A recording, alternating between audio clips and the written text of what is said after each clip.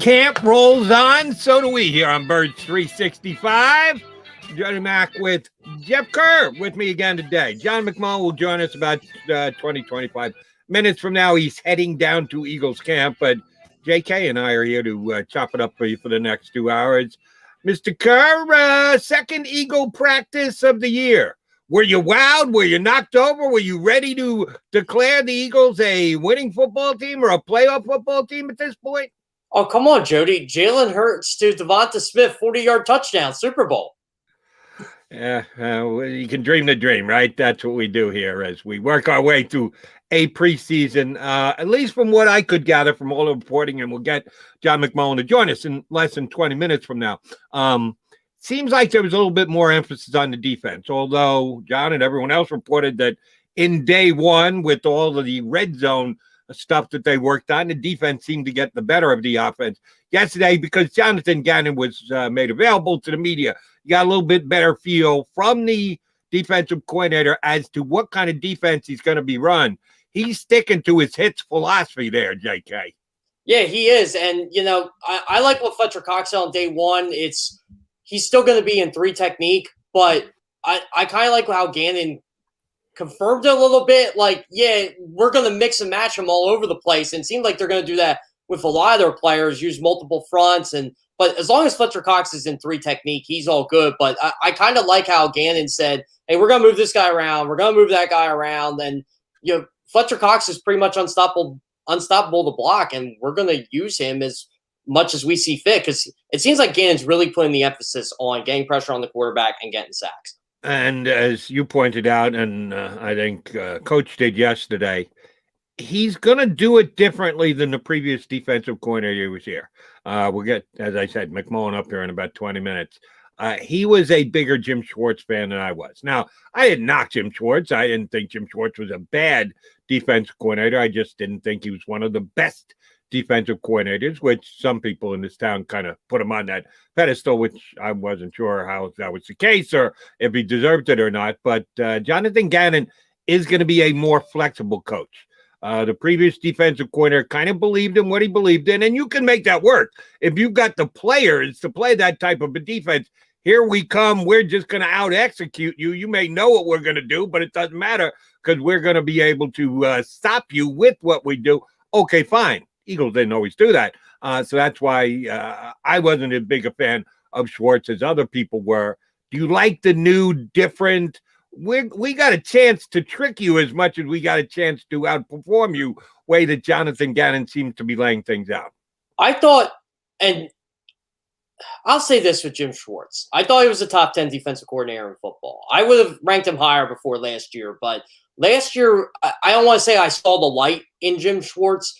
I just thought the defense was getting stale or it was outdated. And I didn't like how he wasn't changing things up like Jonathan Gannon seems to be doing. And Kayvon Wallace had a really telling quote yesterday. I am more comfortable going into year 2 and the coaching staff is putting me in position to dominate, but I'm paraphrasing here. But I kind of like that. And I think Kayvon Wallace was saying, look, they told me to play here in year 1 and here was it.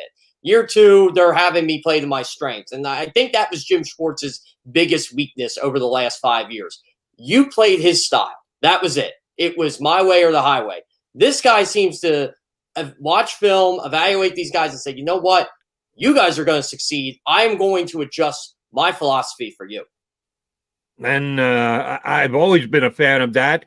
Both the head coach and the defensive coordinator kind of made that a point during this offseason that schemes are schemes, and you have your basic tenets and belief. And we know with Gannon, it's the hits philosophy, and that's what he's going to try and emphasize with his team. Rather than put that square peg in that round hole, take what you have, evaluate the talents of your players, and then try and make your scheme and your play calling fit that. I think that's the best way to do it. So Gannon has won me over in at least that mode. Here's my one, and again, we're 2 days in to the Eagle defense and Jonathan Gannon's stay as defensive coordinator. May it be a decade. Sometimes I think, and this happens in different sports, football just being one of them, people get too crazed about position flexibility that they will actually lean toward when putting together a roster keep a guy or put a guy on a specific spot on a depth chart because they can play many different positions. That's a nice attribute to have. If you can move around, if you can play different positions, I think it only helps you out in your NFL career. But I wouldn't necessarily lean on that, ooh, I've got this jack of all trades piece that I could put everywhere. I like to play my best football players. Get them on the field. If they have flexibility, fine. But if I'm trying to shoehorn a guy in because he can play 3 or 4 different positions, I don't want to over-reward flexibility, if you get the point I'm trying to make. Yeah, Jerry, and here's the thing. I see this with the Arizona Cardinals. I call them tweeners, and Isaiah Simmons for the Cardinals is a definite tweener. And I thought it was great for them to have him play strictly linebacker, but 5 games in, they were like, you know what? Maybe this guy should be playing where he played in college at safety or cornerback. And then they kind of dropped him back in coverage a bit. And he was all over the place last year, which is all well and good. I love how he could play 5 different positions. But as a football player, he did not have that great of a rookie year for a guy who should have made an instant impact. So that's what I worry about when you got guys like Jacoby Stevens on the roster or, a Jannard Avery. Even Brandon Graham, because he can move inside. I'm like, well, yeah, Brandon Graham's really good inside. Don't get me wrong. But I'd rather see him on the edge, stopping the run and being that guy to get, pressure on the quarterback. When he's on the inside, he doesn't really get to do that much. Here's one of the things that kind of hit me yesterday was what Cannon had to say and the type of practice they were going through. He truly does believe turnovers help you win football games. And I don't think you have to be a rocket science football coach to figure that. It's pretty self-evident. But how much are you going to dedicate toward it? How much are you going to put as emphasis toward it? More power to him if he can cause them and create them this year. I've said on the air for years, you can't handicap turnovers. You can't game plan them in. You don't know that you're going to get 3 turnovers in the course of a football game before the football game even starts. But I like his attitude that he thinks he can increase the number of turnovers. Well, the Eagles were one of the least turnover teams in football last year, so you better be able to increase it. Do you believe that you can, just with your desire, with your attention to it, that you can actually increase a number of turnovers your team's going to get over the course of a season?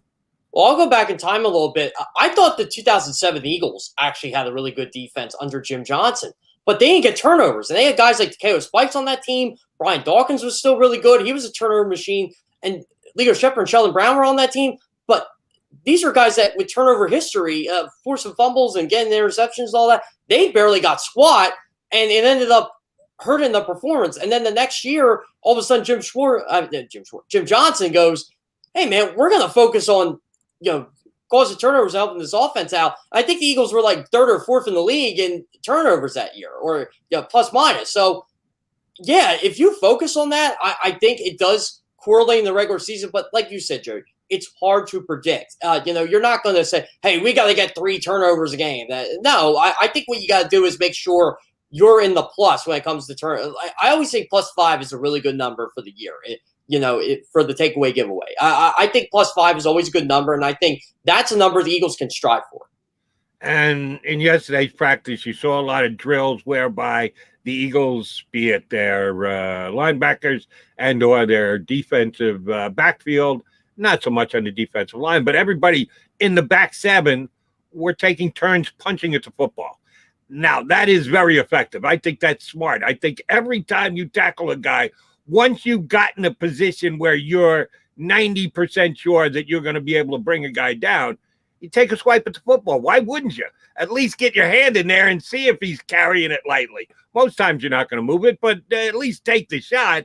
I like that aspect of his defense. But here's the tricky part about that. As I mentioned, you got to be 90% sure you're making the tackle.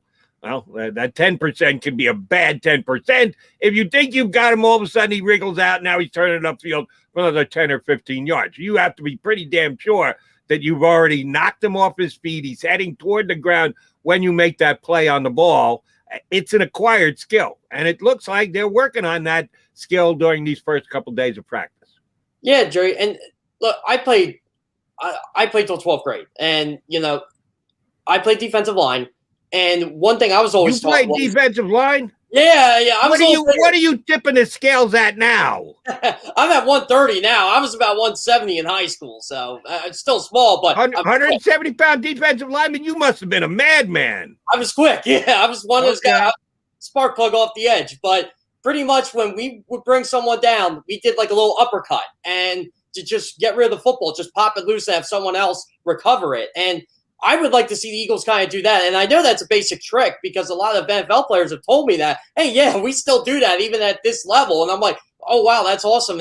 And I used to ask, college coaches back in my senior year in high school, why do you do this? And, why do we uppercut? And they're like, honestly, because people do not grasp the football the way they should. They're weak carrying it because they're trying to get every yard that they can. So when you uppercut it, it just loosens it a little bit and maybe that causes a fumble. So I'm like, well, okay, that makes sense. So if the Eagles can do something like that when they're bringing players down, that could theoretically cause 3 or 4 fumbles a year. And I honestly think that happened to Miles Sanders last year. He got a little lazy carrying the football early in the season because Miles Sanders does not fumble the football much. And he did twice in the game last year. It was just really frustrating to watch that. And he even admitted yesterday, look, I just got to grasp the football tire, and that's what we're working on in training camp. And I'm glad he's doing that. And I think the defense, they're going to test him and take shots at that. Fumbling is one way to get your hands on it. The other way is via interception. Eagles just upgraded by getting Steve. I did read somewhere that he prefers Steve over Steven. We've been calling him Steven for months leading up to the Eagles actually acquiring his talents and skills, Mr. Nelson. But Steve is a guy who's never really been an INT guy. As good as Darius Slay is, he's not really a top flight INT guy. He's gotten his fair share here and there, but not a mega season. Does that concern you at all? That maybe the coach is going to put an emphasis on interceptions, and that's I think an innate skill that either you have it or you don't. If you go for it, you don't get it. You know what that equates to: big play downfield. Receiver gets behind the DB. Again, I like the philosophy, but I'm not sure this Eagle defense, this grouping, their secondary is necessarily fit to be overly aggressive in trying for picks. Yeah, I think the one who can be aggressive, at least in my opinion, is Darius Slay because he's going to have a decent outside cornerback next to him in Steven Nelson. But Nelson even said that if the Eagles, theoretically would ask him to go play in the slot, he would go do it. I don't know why they would do that because you brought Steven Nelson to be a boundary corner. But Darius Slay's the one. I feel like he's had 8 interceptions in a season before. He's had 20 pass breakups in a season before. He knows how to find the football.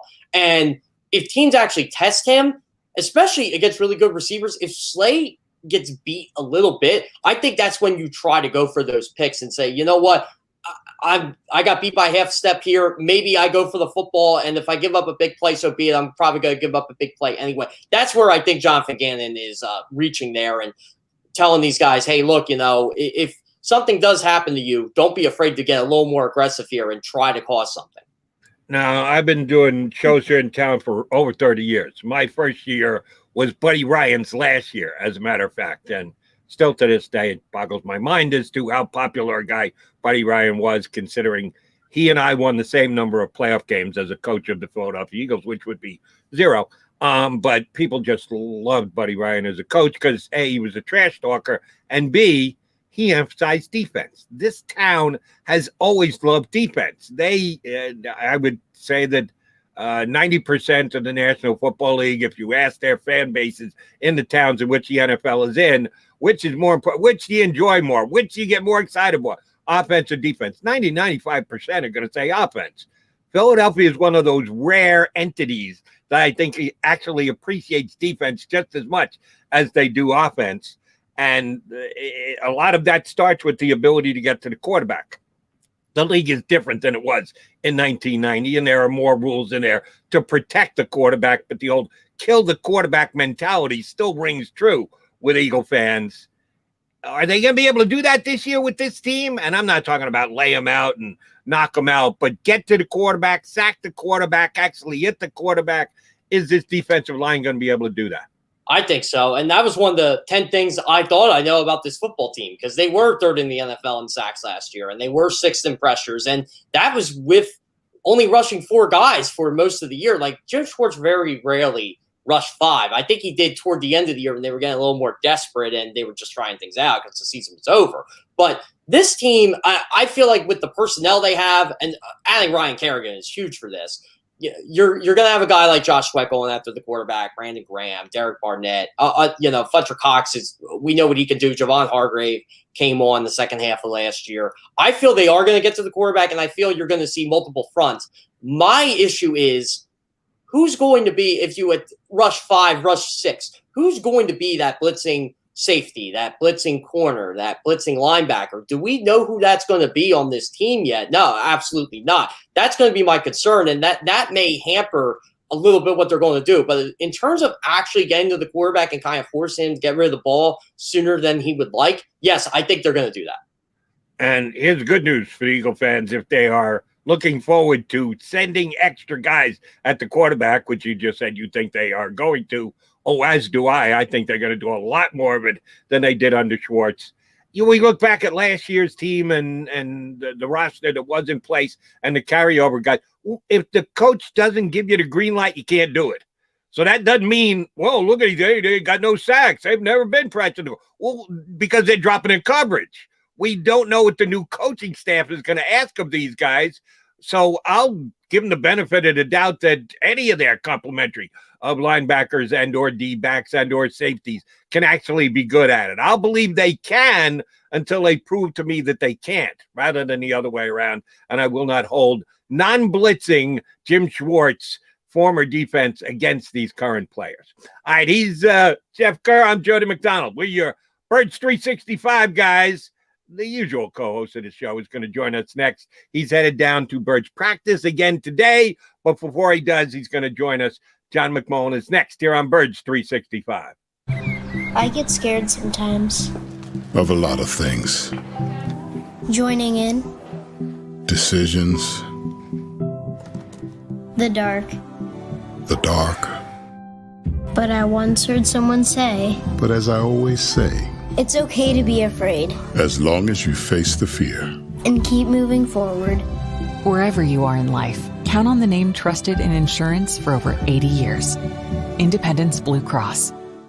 The savoring taste of a good bag of beef jerky is so enjoyable at any time of the day, as long as you can find it. Here's what we suggest. Pure Bull Beef Jerky is our answer, and soon it will be yours. Locally produced in the Philadelphia region, this high-quality, healthy protein snack is easy to secure. Go to steersnacks.com, and you'll see hot garlic, tropical heat, Pure Bull dry rub, and our favorite, Huck and Fod. What's that? Huck and Fod. Go now to steersnacks.com. Welcome to the Wildwoods, the perfect place where you can safely do everything or nothing at all. Catch a wave, take a nap, go for a drive, grab a bite. It's your vacation, and we're doing everything we can to make it a safe one. The Wildwoods. Your vacation, your way. The International Brotherhood of Electrical Workers, Local Union 98, is a proud sponsor of The Labor Show with J. Doc and Krause every Saturday night from 6 to 8 p.m. IBEW Local 98's highly trained and superbly skilled electricians are the best in the business, setting the highest safety standards in the electrical industry. So when you're planning your next industrial, commercial, or residential project, choose an IBEW Local 98 union contractor. Learn more at ibew98.org.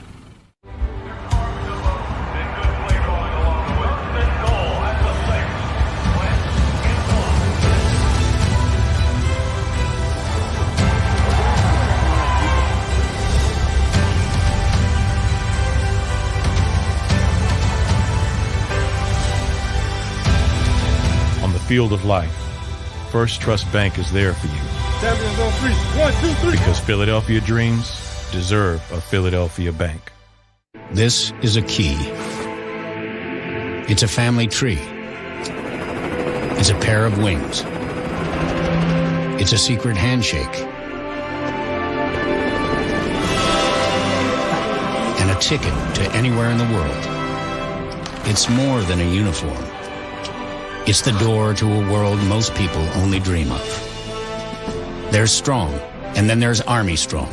Try it on at GoArmy.com.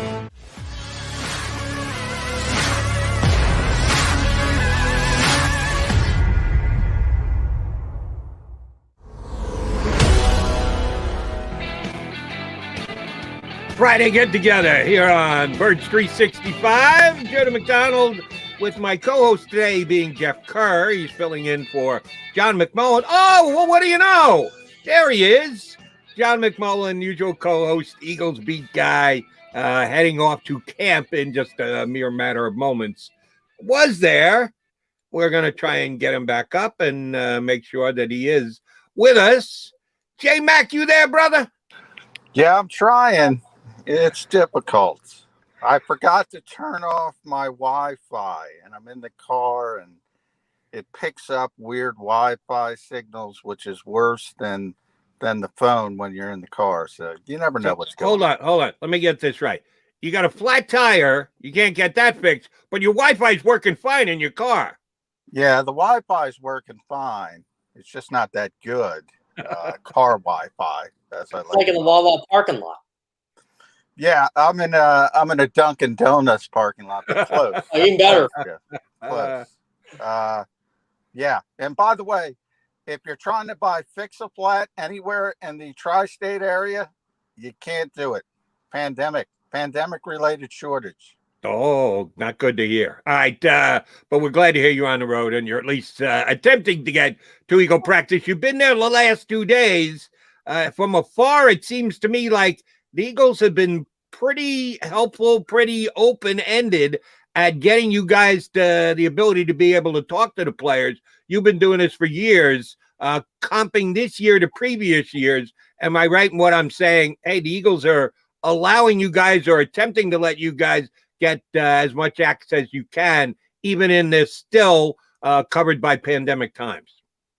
Yeah, they are. I don't want to say they didn't in the past. I think last year was really difficult for a number of reasons because the protocols were so steep that even the PR department was shorthanded. In other words, there was, half of them couldn't even go in the building. So they were just like us because there were only a strict number of people in the building. So it was basically two people trying to wrangle up players as they would come off the field and get them on Zoom. So it was really difficult. So I don't want to criticize them for that. But Bob Lang is back this year. For anybody who's been around Philadelphia for a long time, he used to be here, and he went to San Francisco for a lot of years. And he came back, and he's in charge of the whole department, and he's very good at his job. So, yeah, let's give Bob a shout out. Yeah, I got to give Bob a shout out too. He gets right back to you whenever you email him or try to reach out to him. I got to give him credit for that too. John, one thing I wanted to ask, Lane Johnson pretty much kind of described how the COVID situation was last year, eating lunch in his car. He seems really happy to be able to actually see people and talk to you guys.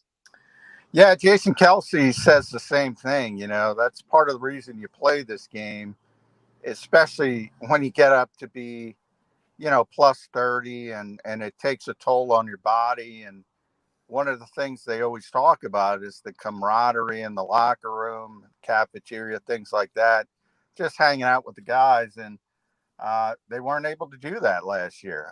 We always joked that it was a perfect situation for Nnamdi Asomugha. If he would have came in last year, he could have eaten his car. Nobody would have thought anything of it. Would have been perfectly fine. Everybody else wants some human contact, with the notable exception of a couple players that I shall remain nameless for obvious reasons, because they're not allowed to eat in the cafeteria. Understood. See where you go with that. All right, John, I don't know how much info you got on the guys. I know you were told yesterday they're going to be new Eagles, but they signed two guys off the street, wide receiver Andre Patton and safety Obi Melifonwu, who I'll be honest, I was a pretty big fan of his a couple of years ago when he came out in the draft. I thought he was a first-round talent that fell down to the second round, but he's been in the league several years now with a couple of teams, and he's just never reached the level of the potential that I thought he had. The Eagles grabbed him because they need some extra numbers.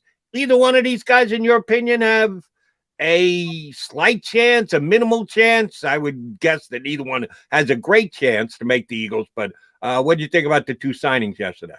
Well, the receiver, I mean, they just needed a body. They have a lot of issues at receiver. Travis Fulgham wasn't able to practice yesterday. Quez Watkins still not able to practice. We'll see when I get there today. Greg Ward and Jalen Rager, which you probably read about Jalen Rager from Jeff McClain. They've been doing individual work, but they're not working in team drills. So, I mean, they don't have any bodies to throw out there a wide receiver right now. So that signing made sense. You know, Obi was here in rookie camp. He was here as a tryout player. So the Eagles obviously got their due diligence. And you weren't the only one who liked him in the draft, Jody. I mean, he was a second-round pick. He's a really big, physical, athletic guy. So you always give people like that a chance if the light sort of turns on for them. And the Eagles obviously need help at safety. You know, Marcus Epps and Kayvon Wallace have been rotating next to Anthony Harris these first couple days, and I just wouldn't be comfortable with that. So I don't know, you know, if he would be the answer. Yeah, obviously there's a reason you're on the street. It's almost August. They just have an issue at that position, and probably the answer is on the far field every day, and that's Rodney McCloud, who's continuing to rehab. And you know, his goal is week 1, so it's not about training camp for him. He tore his ACL in December. So they're hopeful that he can be back by week 1. And we'll see. That's kind of a tight window if you think about an ACL from December. Yeah, John, I kind of wanted to mention Obi Malafalo too.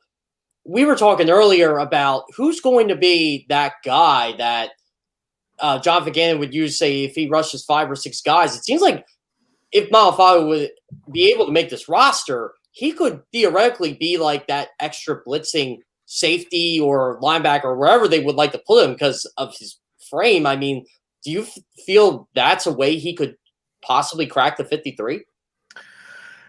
Yeah, I mean, I don't think that would be his role. I mean, John's got a lot of options when it comes to what you're saying, Jeff. And I mean, you know, they really like Milton Williams. So I think people, you know, they think he can play defensive end. In fact, they compared him to Brandon Graham. They think he's that type of player with the versatility to play both outside and inside. They obviously have Ryan Kerrigan now.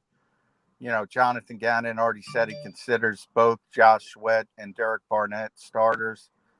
Teron Jackson has flashed a little bit as a young player. They have a lot of potential pass rushers. But as far as that role that people assume is going to be there, I don't know. I would say Kerrigan is most likely to play it because he's been a stand-up rusher in the past.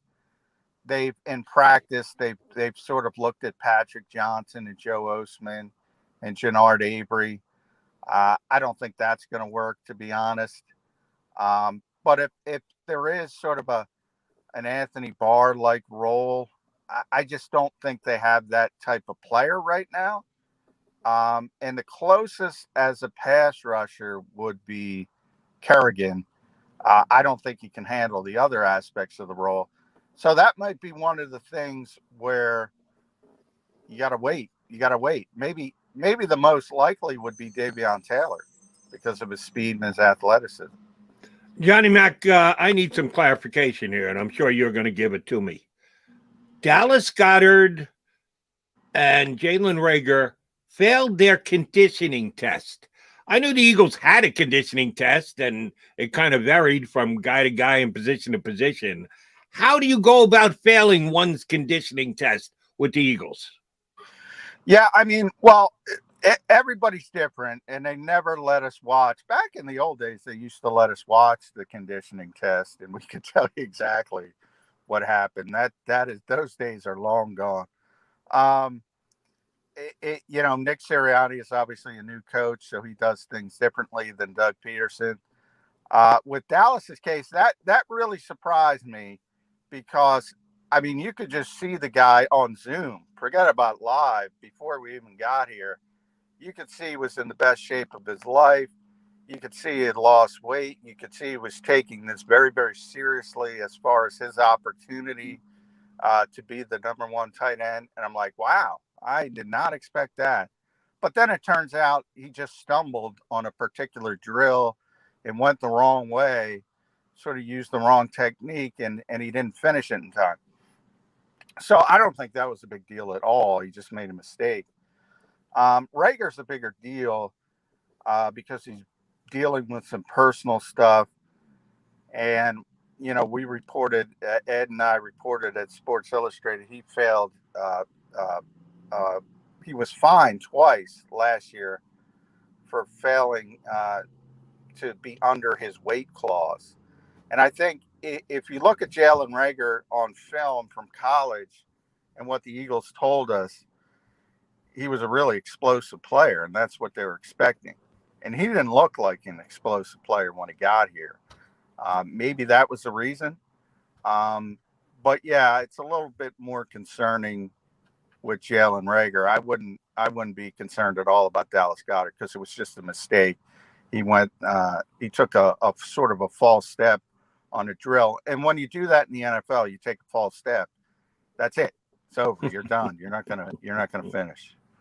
John, one person I thought has, from at least what I've been reading, has had a good first 2 days is Nate Herbeck. And this is kind of a big camp for him and Isaac Seumalo, just based on, I don't think left guard is set in stone yet. Yeah, I think it's set in stone, barring injury. I mean, Jeff Stoutland really, really likes Isaac Seumalo. I mean, he likes Isaac Seumalo more than Isaac Seumalo probably likes himself. I mean, he thinks he's one of the most underrated players in football. And yeah, he's rock solid at left guard. Everybody's rock solid on the offensive line except left tackle. But long term, obviously, they drafted Landon Dickerson for a reason. And I think people say, well, if Landon gets healthy, can he beat out Isaac? He's not here to beat out Isaac. He's here to take over for Jason Kelsey or Brandon Brooks. The assumption is one of them at least isn't going to be here next year, and that's where Landon will slot in.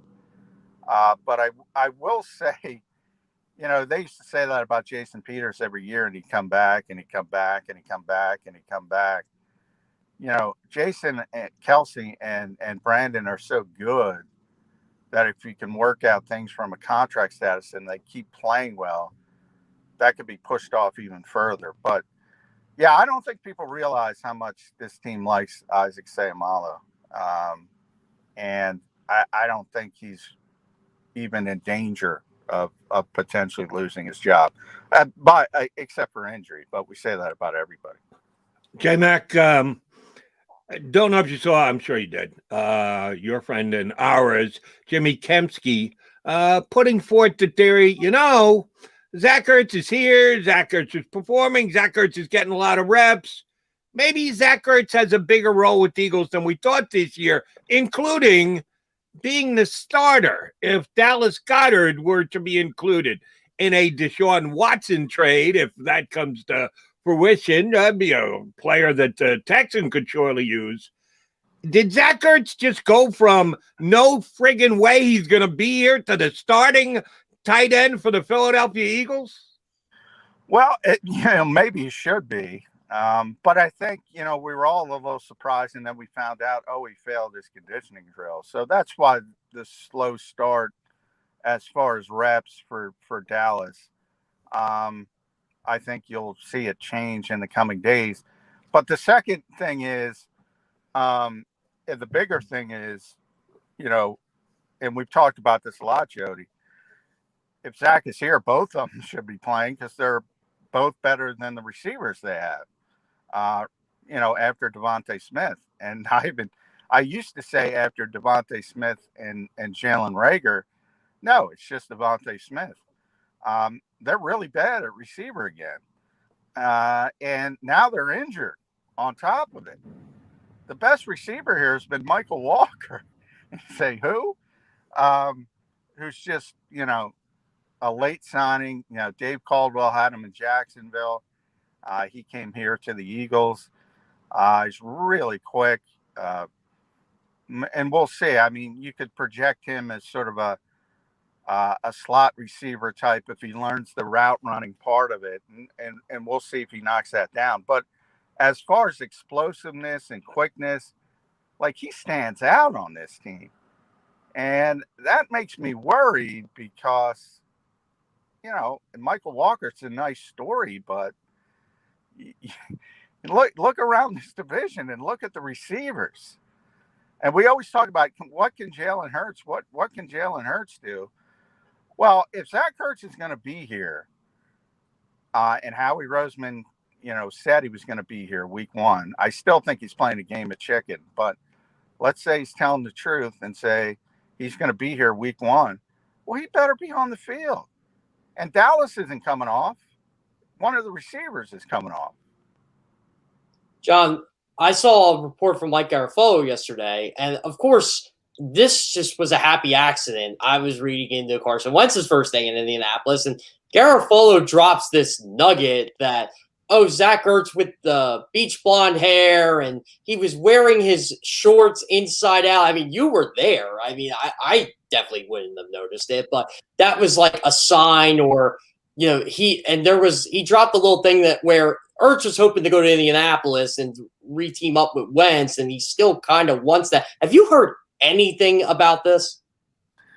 Yeah, I mean, there's been a lot of trade rumors dating back to last season at the trade deadline. In fact, Zach would probably not be here if he didn't get injured, and the Eagles couldn't move him at the trade deadline because he was on short-term IR at the time. Baltimore, the Chargers offered a 5th-round pick. Baltimore was interested. Green Bay was interested. Now in the offseason, you had Buffalo, and everybody speculates with Indianapolis. I mean, those guys love Frank Reich. So, I mean, it pretty much ends there. They'd love to play for Frank. Carson's obviously there and gets to. I mean, Zach doesn't want to be here. But he's going to be a professional. And I think the Eagles are using that as leverage because they know he's not going to create issues. And they know if they can't get what they want, he'll just play out his contract and be a professional and go about his work. And they're using that to their advantage. And from a business standpoint, it makes perfect sense.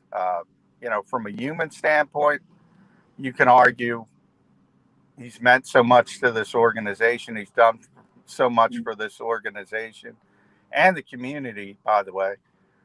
You should maybe pay a little bit of deference. But, way back when I asked Howie, I asked him about the relationship. He said, sometimes you have to play the bad cop. I think he's been playing the bad cop, and it's why they call it a business. And it sucks sometimes for the players. Right, but you can still make it work. Even if you're not happy about it, you can still go out and perform, and give Zach Ertz that much credit that he's come in and seems like he's ready to get it done on the field. Maybe not how he feels, but as long as he is playing at his top level that he can, that's the goal the Eagles have at this time. All right, no, you had a chance to listen to the new defensive coordinator, Jonathan Gannon, yesterday. Second time you guys really had the chance to exchange ideas with the coach. Anything jump out that he said that you were surprised by? We're all kind of still learning what Jonathan Gannon is all about and how he plans to deploy his players this year. But was there something yesterday that he said that kind of grabbed you and said, all right, I didn't know that. I need to keep an eye on that. If that's going to be one of the key things, okay, now we know that much more about Jonathan Gannon. Well, I think he is open-minded, especially when it comes to the back end of the defense. He's looking at everybody. I mean, I think we were all surprised. Remember, Alex has not been able to practice yet, Alex Singleton. So Davion Taylor got first-team reps and, on day one, and we were all surprised by that. Even though I've kind of advocated throw him into the deep end of the pool and see what he can do because he's so much more physically gifted than any other linebacker they have. But TJ Edwards was getting first-team reps. Sean Bradley was getting first-team reps. So he's going to look at everybody. He's going to look at Marcus Epps, as I said, and Kayvon Wallace. I think the corners are set. Steve Nelson had to tap out. Craig James got some first-team reps because, Oh, did we lose Johnny Mac? Yeah. Maybe he flipped his Wi-Fi back on. Did he move the car? Did he spill his Dunkin' Donuts? He mentioned Craig James. I'll have to stay here to find out. All right, why don't we take a quickie time? We'll come back and see if we can reestablish. I'd love to spend a couple more minutes with John McMullen here with us on Birds 365. I get scared sometimes. Of a lot of things. Joining in. Decisions. The dark. The dark. But I once heard someone say, But as I always say, it's okay to be afraid. As long as you face the fear. And keep moving forward.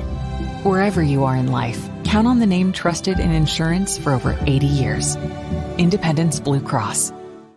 The savoring taste of a good bag of beef jerky is so enjoyable at any time of the day, as long as you can find it. Here's what we suggest. Pure Bull beef jerky is our answer, and soon it will be yours. Locally produced in the Philadelphia region, this high-quality, healthy protein snack is easy to secure. Go to steersnacks.com, and you'll see hot garlic, tropical heat, Pure Bull dry rub, and our favorite, Huck and Fod.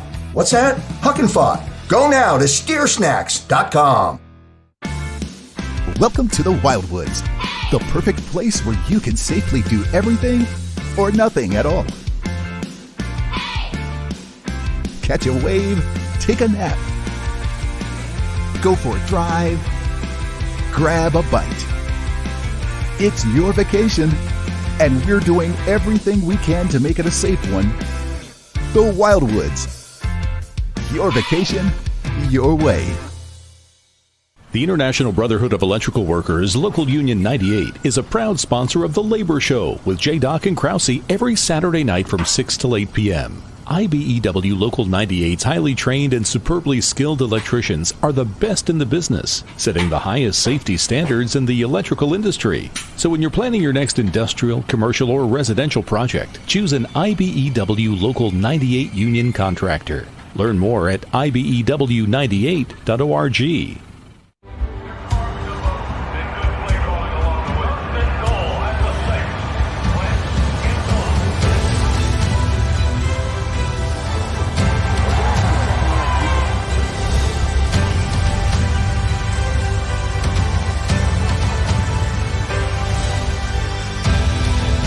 Field of life, First Trust Bank is there for you.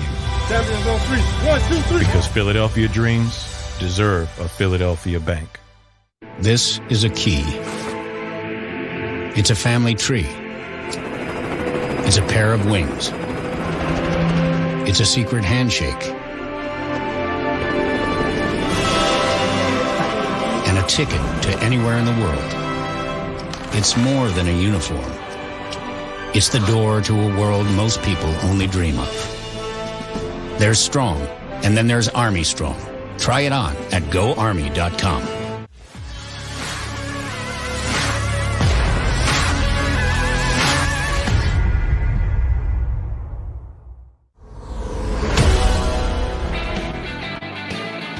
All right, Mac guys back. Today that would be me, Jody Mack, with Jeff Kerr, filling in for John McMullen, and we don't even have John McMullen.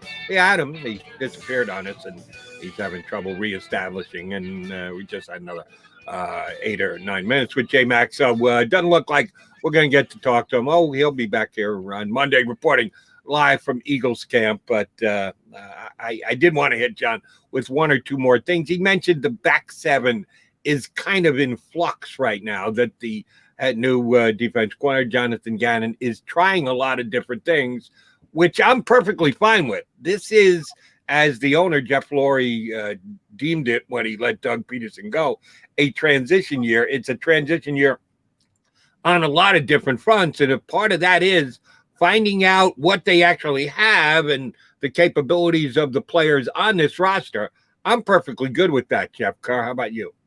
Yeah, I am too. I love the whole mixing and matching and just trying to see what they have. Like, look, maybe the Eagles knows a player like De'Veon Taylor, who has been, from all my accounts, one of the breakout stars of camp so far. But, you do have to see what you have in the TJ Edwards and, Jannard Avery and Joe Osman and guys like that, because you're not determining the first 30 guys on your roster here. You're trying to figure out who the last 5 are, and that's ultimately what's going to make a difference. And I can't wait till they actually get into more special teams, because I think that's going to be the determining factor for some of these players.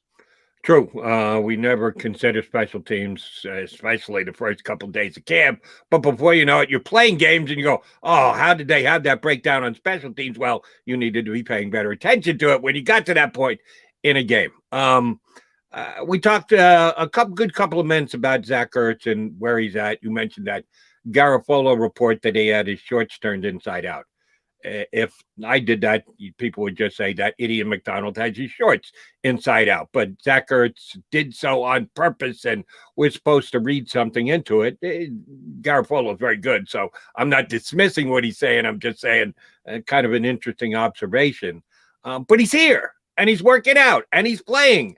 And because Dallas Goedert, quote unquote, failed his conditioning test, and John did a nice job of explaining that for us, he's getting a bunch of reps when push comes to shove. And I know we've got a lot of steps to go between now and then, Jeff, and the first game of the season down in Atlanta. Remember, the coaching staff wasn't here when Zach Ertz went through the motions that he did to almost show that he didn't want to be here anymore. And it was a almost tearful departure from Philadelphia. Well, it might have been a premature departure from Philadelphia. Do you think that the coach will go to bat for Zach Ertz if Howie is still out there shopping him, seeing what he could get? Do you think there's any chance that the head coach goes in and says, listen, don't trade this guy. I got plans for this guy. This guy can work for me. I know he had a bad year. I wasn't here, and his numbers dropped off precipitously from what you usually got from Zach Ertz, but I'm thinking he can bounce back and be a key part of my offense. What do you think the chances are that happens? If he's the second best wide receiver on the team, that's a little concerning right now. After what John said, it looks like it's going to be another long year for Eagles wide receivers not named Devonta Smith, which really concerns me because Jalen Reagor has not really been practicing. And if Travis Fulgham is the Travis Fulgham we saw at the end of the year, and Greg Ward is, I like Greg Ward, he catches the football, but, if he's your number 4 receiver beating out John Hightower and Wes Watkins, you got some problems there. So, yeah, I think you're better keeping Zach Ertz around. And I wanted to ask John this. Do you think they would possibly entertain giving up one of the higher draft picks they have to get a veteran in here, or to guards a trademark and to get something that help out this team? You're talking at the wide receiver position? Yeah, the wide receiver position. Yeah, I think that's got no chance, no shot, for a very specific reason. Yeah. Even though the Eagles have made moves like signing Ryan Kerrigan, like making the big move this week to get their CB2 to play across from Darius Slay with Steve Nelson, I just don't think they're going to give up future assets. The moves that they've made have all been free agent moves, and all it took to get something like that done was allocating some of your cap space and coming to an agreement with that kind of a contract. I think Howie Roseman has worked hard to put himself in position to have quote-unquote draft assets if they're going to make a big trade. Now, a big trade is yeah, a different quarterback, not an upgraded wide receiver over the group that seems to be underwhelming at this time. I don't think there's any way he gives up a draft pick to get a wide receiver. No, they're going to continue to give J-Jaw more reps. They haven't completely given up on him yet. Maybe I have, maybe you have, but apparently the Eagles haven't. And he's getting some quality reps, the first couple days because everyone else has some kind of injury that is keeping them on the sidelines. At some point, they are going to get Greg Ward back, and Rager will get better, but how much better is better? Is it going to be enough? I don't see the Eagles addressing that from the outside in, though. I think they're going to live and die with the guys that are here, even if they've been underwhelming the first 2 days of practice.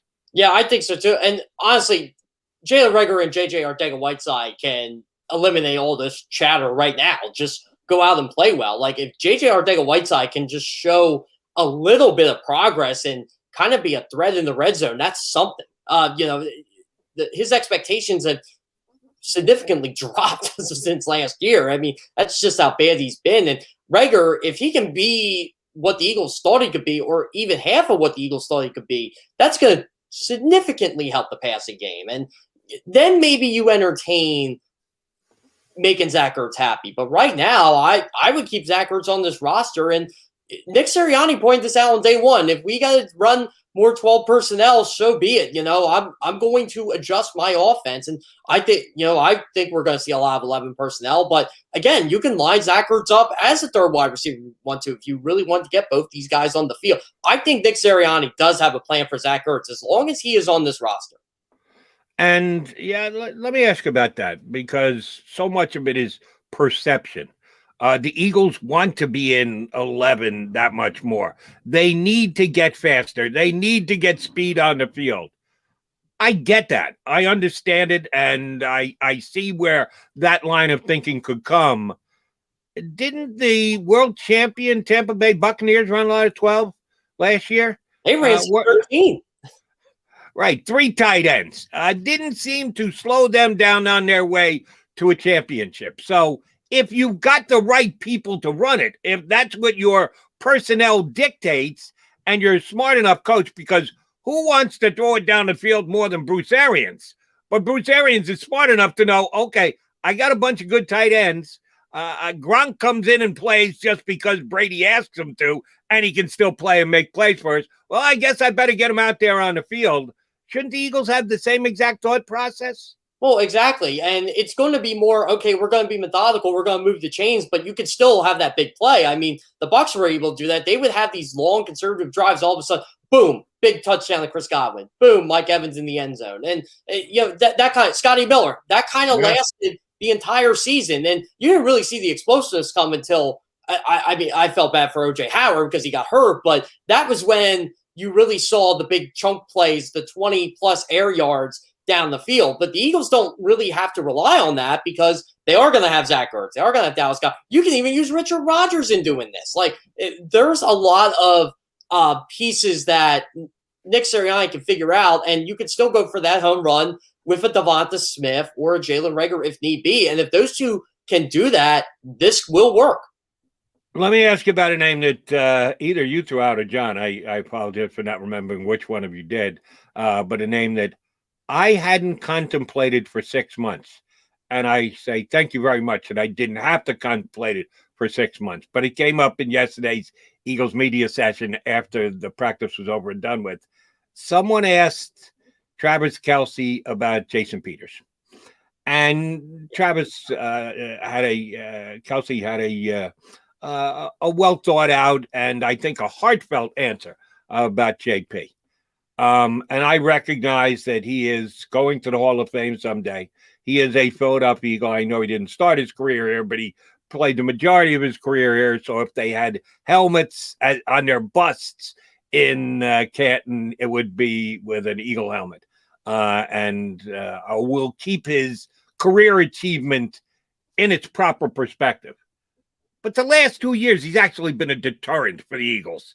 I've kind of been outspoken about this and the fact that he came back and dictated where he was going to play and don't know exactly how that was decided behind the scenes, whether the coaches were good with it or the coaches were told this is what he was going to do. We all knew about Peters' relationship with Jeff Lurie. We have finished talking about Jason Peters, the player, right? We're not going back down this road again this year that at some point somebody's going to start if the Eagles really needed him, Jason Peters could come back and play. I hear he's in pretty good shape and keeping himself in good shape.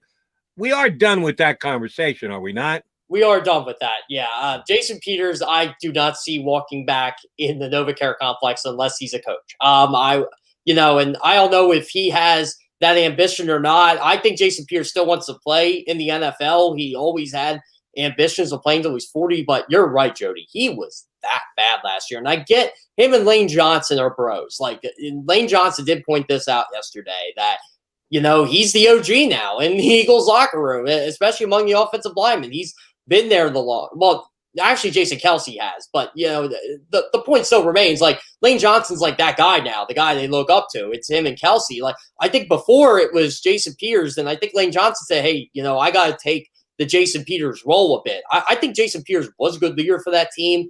And, I respected the heck out of Jason Peters for a lot of years. I remember in 2016, pretty much the first time he got to speak, he really ripped into Chip Kelly. And I thought that was Jason Peters holding back 3 years of frustration and finally getting that out and saying how different Doug was. And, one thing I always respected about Jason Peters was he always kept it real and he was honest. And it probably ended up hurting him at the end because, he should have been a left guard last year. He was not a tackle anymore. And he basically forced his way over there from all the recollections I got. And it just wasn't meant to be. Yeah, the whole Jason Peters thing, that's done. I'd love to see him back with the Eagles as like a coach or something.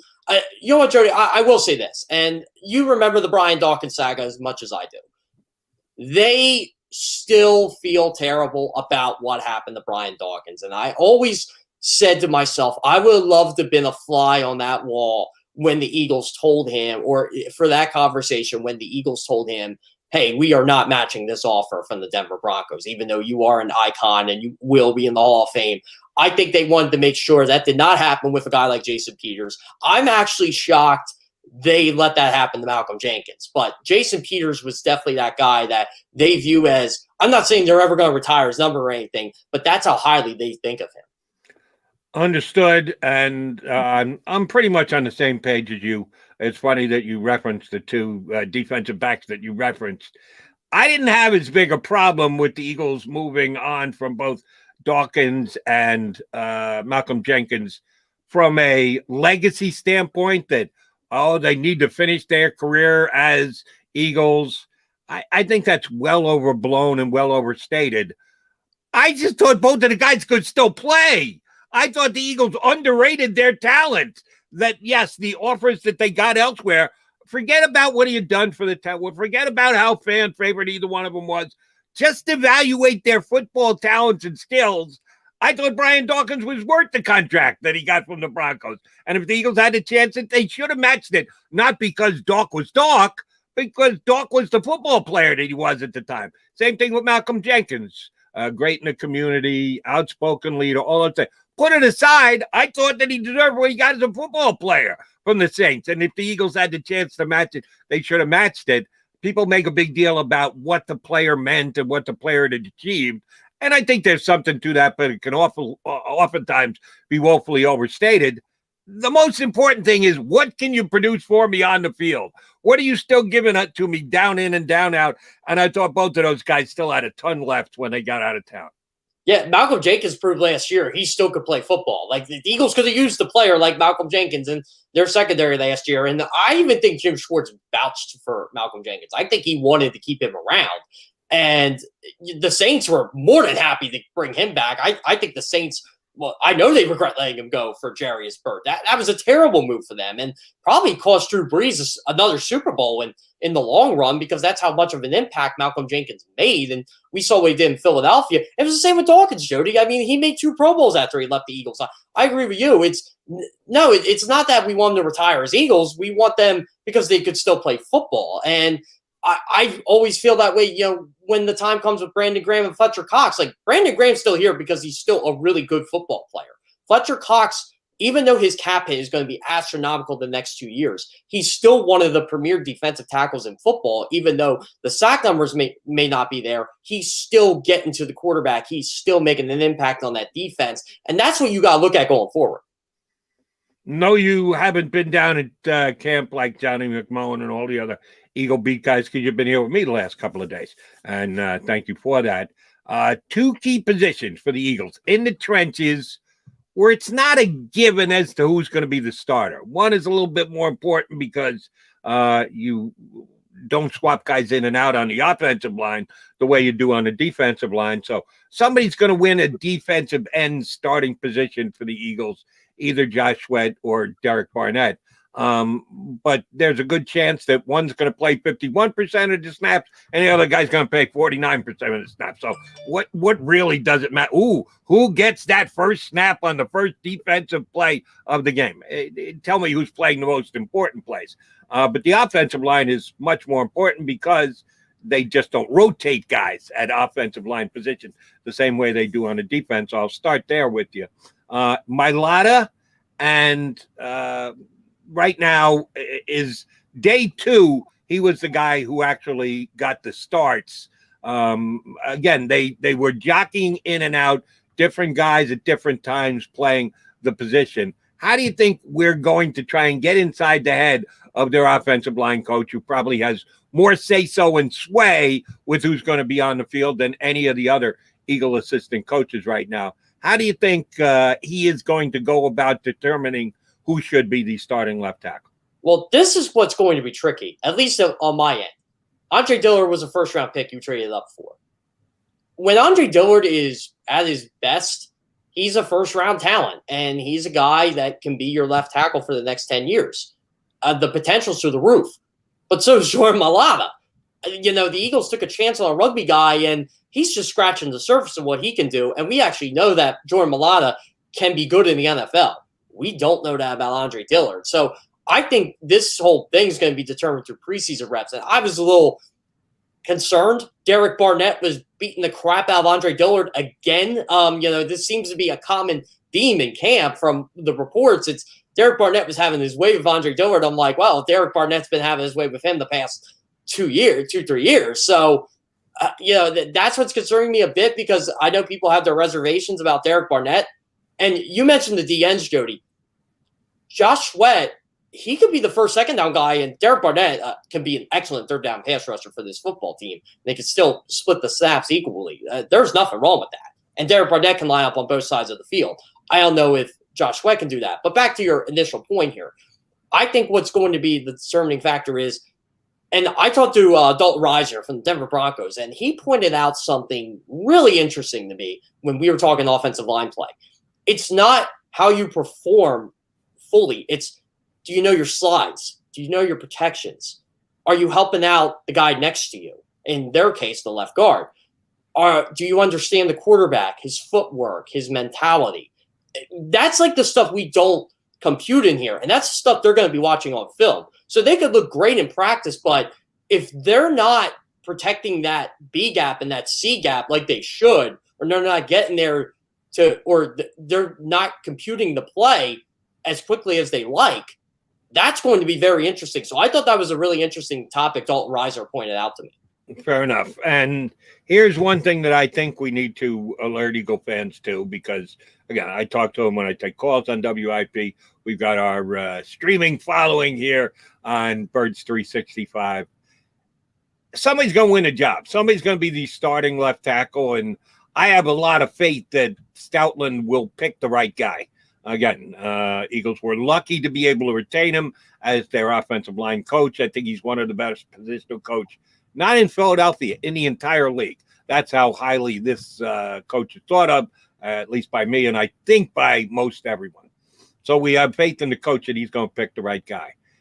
If you think the guy who loses the job is something the Eagles are going to be able to flip and put out on the open market and be able to make a trade for, because, yeah, he's not starting here, but he's a starting left tackle. The only reason he's not starting, he was beat out by his competition in the camp, and somebody will be reaching out to the Eagles, say, please give us your other starting left tackle. I think they're blatantly overstating it. I think both of these guys are good. I don't think either one of them is very good, and I'm damn sure that neither one of these guys are great.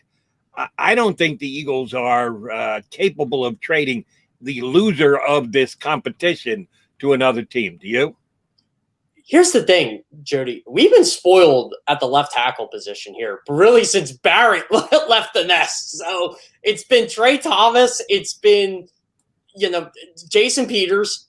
So, yeah, this is what concerns me here. And if Dillard were to beat out Mailata, I actually would be selfish and keep Mailata around because he can play right tackle. And what happens to Lane Johnson if he gets hurt? Do you go with Driscoll or do you go with Mailata? Well, Mailata's been able to do this, and he's a starting caliber lineman. So Mailata has a future here, regardless. But if Mailata beats Dillard, that's when I think the trade market opens up because the Eagles can say, hey, look, this guy is – look, I know he lost the job to a 7th-round pick, but he's a first-round talent. He actually played well in camp, and he just lost out. Because Andre Dillard, we're pretty sure he can't play right tackle. He basically compared it to writing with his left hand. So, again, I think that's what would happen, but, we'll see. There are a lot of teams that could use a left tackle in this league. I think there are only about 9 or 10 decent left tackles in the National Football League. That's just how bad it is. And, someone would take Andre Dillard off the Eagles' hands. Well, take Andre Dillard off the Eagles' hand is a good way to put it.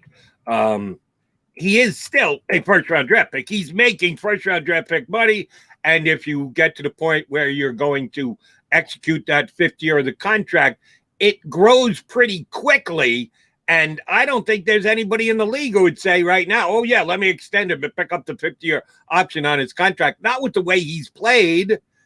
No, I think you're overstating, and I think that other Eagle fans feel the same way. Well, we can always flip to it. We can always get a draft pick in return for Dillard. Yeah, a 6th or a 7th. Yeah, a day 3. You want to trade a guy that you just used the 1st-round pick on 3 years ago for a 6th or a 7th? That would raise a pretty ugly red flag for Howie Roseman. Oh, there's a lot of red flags going on Howie Roseman over these last couple of years with these high draft picks. I mean, Dillard, Rager, J.J. Arcega-Whiteside, help us all if Devonta Smith isn't what we think he can be. But it's these last 2 drafts are why the Eagles are where they are, essentially. I'm not counting 2021 here, but the 2019-2020 drafts, and to an extent 2018, they're why the Eagles are where they are right now. They have a new head coach. They have a new offense coordinator. They have a new defense coordinator. They're basically hitting the reset button. And we'll see if the reset button works for them. We think the offensive line is a strength. Left tackle is the one position they were questioning. I did ask you about the competition on the other side. Barnett has had some good reps against Andre Dillard. Now, the question is that because Barnett is making great plays, or is it because Dillard isn't doing a job in keeping him from getting it? I'm not as big a Barnett fan as some are. John is a bigger Barnett fan than I am. Do you think because he is the higher of the 2 draft picks, has the leg up in the competition for that right now? We just talk about how he likes to make sure his draft picks and whatever influence how he has over this new coaching staff, he's going to continue to remind the coach where someone was actually selected in the draft. You think Barnett is going to have a breakout year? You think that the Eagles will be talking about a potential contract extension with his agent while the season is ongoing? Well, that's what's going to be interesting. If Derek Barnett does get off to a hot start, the contract talks are going to be coming from his camp because they're going to want him signed. This is what concerns me about Derek Barnett, and this is not a knock on Derek Barnett at all. It's the market for edge rushers. And when I see a guy like Sam Hubbard, who the Cincinnati Bengals really like, and he does get to the quarterback, but if you look at their careers, Derek Barnett has had a better career right now than Sam Hubbard. And Sam Hubbard just got $40 million for 4 years from the Cincinnati Bengals. And Derek Barnett's making $10 million a year now.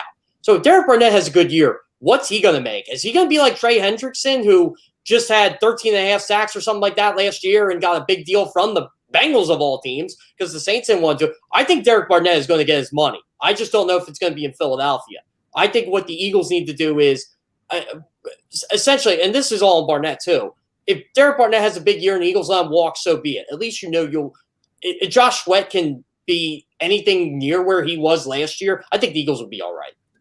It was very interesting that Jonathan Gannon showed and then talked about the fact that on the defensive line this year, they're going to have different fronts, that it's not going to look like the Eagles defensive line over the last couple of years under Jim Schwartz, that they could go 3-4 at times. They're not going to play the same exact gaps the way that they used to. How does that affect the competition between Sweat and Barnett in your mind, if it does at all, if they're going to have different looks and different fronts in this new Gannon defense? Yeah, that's what's going to be concerned to me. Like, how are they going to mix and match these guys? Like, if you move Brandon Graham inside, well, that creates something there. But, John pointed this out too. Ryan Kerrigan could be that guy who just is that extra attacking blitzer and who has played linebacker, and you can line him up there. So maybe that creates some snap opportunities for both. I still see both as kind of in the rotation. I don't think either was going to, and we know this on defensive lines now, they always rotate. This is around the league. But no one, I think, is going to seize the job. I think it's going to be more of who can show their value outside of the edge. And I don't know if Josh Sweat can do that. Maybe that's what they're going to find out, because Josh Sweat, to me, is a pure edge rusher. But Derek Barnett, the Eagles have moved inside before. They kind of know what he can do there. So if he can create some disruption in the middle, I think that greatly helps Derek Barnett get more snaps and kind of puts him over the edge over Sweat. You mentioned around the league, and I did have one around the league question for you. Mike Sielski from the Inquirer is going to join us coming up about 10 minutes from now. We'll talk all things football with Mike. But I did see this on Pro Football Talk last night or this morning, I don't remember which, that Aaron Rodgers, after all the talk and the potential holdout and the cryptic messages that he gave, whatever, give it a chance on golf television broadcasts and like, we'll see. And the kind of mishandling by executives with the Packers, call him a complicated fella. It was just a drama-filled nonsense summer, but they got it settled before camp actually started. Rodgers came in.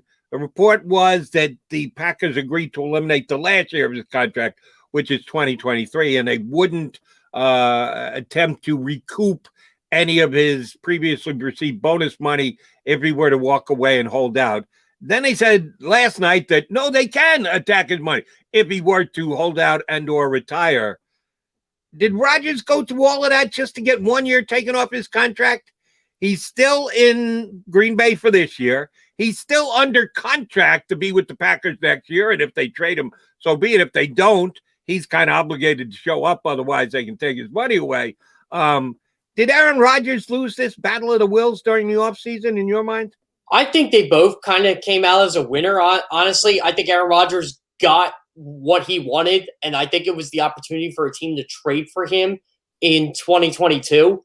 And I got to read the full details of the contract, but it seems like, too, the Packers can, I don't want to say cut him, but they can save a lot of cap space because it's going to be over $40 million for next year, and just kind of flat out get rid of him, which I don't know why they would want to do that. I think a team would gladly pay for trade for him, and that way they're only absorbing about like 40-50% of the cap space. It's kind of like with the Colts and Carson Wentz. The Packers would pay some of the dead cap money, but they would get a premium package for Aaron Rodgers because it's 1 year and then he can work out a deal with whatever team he wants to go to. So I think that's where it worked out for Aaron Rodgers, but where it also worked out for the Packers is, hey, look, you're not going to hold out on us. Like you said, Jody, if you are committed to being here, we can take stuff away from you. And so I think that's how they negotiated on both. I just don't think Aaron Rodgers wanted to be there 3 or 4 more years. I think he just said, no, I'm pretty much done after 2021. You guys can be happy and trade me, and I'll get something for you, essentially. And, I'll pick where I want to go, and you guys can work the deal out. I think that's kind of the backdoor handshake agreement they'll make. And maybe the Packers will use this year to convince Rodgers to stick around. Randall Cobb is a good start. I know there's too much of, Aaron Rodgers and his love for Randall Cobb, but that's what Aaron Rodgers seems to want. From what I gathered, it just seems like Aaron Rodgers just wanted them to ask him what they thought about cutting this guy or signing this guy, and it seems so minuscule because the Bucs do it with Tom Brady and the Chiefs do it with Patrick Mahomes, and the Texans have even done it with Desean Watson, and the Texans are a mess. But backers just don't do business like that. And, Aaron Rodgers basically said, why can't I have this? Why am I just considered an employee for you guys? It's funny. If JM were in today, I would be able to ask him this question. And no, I'd be able to get an answer. I need to ask you a question before I ask you a question. You a wrestling fan? No. Okay. The champion of SmackDown on the WWE Friday night shows is Roman Reigns, and his angle these days is acknowledge me. I have heard that. Yes. Okay. That's what I think Aaron Rodgers is going for these days. Acknowledge me. Admit that I'm one of the best quarterbacks of the not be. So when you're going to make a move with one of my teammates, you need to run it by me first before you pull the trigger, before you redo our lineup. Okay, if you are that big, you can take that kind of a stance, and then it comes down to the organization to either acknowledge him or go, no, that's not the way we do business. Like Jeff Kurt said, that's not the Green Bay Packers. Just because somebody else does it doesn't mean we have to do it that way. It's always a balancing act, and I think both parties kind of messed it up this offseason. I think the Packers took too hardline a stance. I think Aaron Rodgers overstated his own importance and not necessarily even his importance. Just if he wants to play general manager, you got to be good at it. You can't let your buddies be the guys that you want to keep because you get along well with the guy. Randall Cobb was going backwards when he left the Packers. He didn't have a great year with the Cowboys. He moved out to the Texans, and his stats went back even worse. Does Aaron Rodgers think that he is so good that he can resurrect the career of Randall Cobb and make him a 100-catch, 1,200-yard, 12-touchdown guy again? Good luck with that, Aaron. That's where I'm kind of on the Packers organization side. Aaron, we know you're a great player, arguably one of the most talented to ever throw a football, but it doesn't mean you're a great general manager, and he seems to want that capability up in Green Bay. Very interesting. We'll keep an eye on that all year long. All right, quickie timeout coming here on Birds 365. Curtin McDonald with you. When we return, top columnist in the city for the Inquirer, Mike Sielski joins us here on Birds 365. I get scared sometimes. Of a lot of things. Joining in. Decisions. The dark. The dark. But I once heard someone say, But as I always say, it's okay to be afraid. As long as you face the fear. And keep moving forward. Wherever you are in life, count on the name trusted in insurance for over 80 years. Independence Blue Cross. The savoring taste of a good bag of beef jerky is so enjoyable at any time of the day, as long as you can find it. Here's what we suggest. Pure Bull Beef Jerky is our answer, and soon it will be yours. Locally produced in the Philadelphia region, this high-quality, healthy protein snack is easy to secure. Go to steersnacks.com, and you'll see hot garlic, tropical heat, Pure Bull dry rub, and our favorite, Huck and Fod. What's that? Huck and Fod. Go now to steersnacks.com. Welcome to the Wildwoods, the perfect place where you can safely do everything or nothing at all. Catch a wave, take a nap, go for a drive, grab a bite. It's your vacation, and we're doing everything we can to make it a safe one. The Wildwoods. Your vacation, your way. The International Brotherhood of Electrical Workers, Local Union 98, is a proud sponsor of The Labor Show with J. Doc and Krause every Saturday night from 6 till 8 p.m. IBEW Local 98's highly trained and superbly skilled electricians are the best in the business, setting the highest safety standards in the electrical industry. So when you're planning your next industrial, commercial, or residential project, choose an IBEW Local 98 union contractor. Learn more at ibew98.org.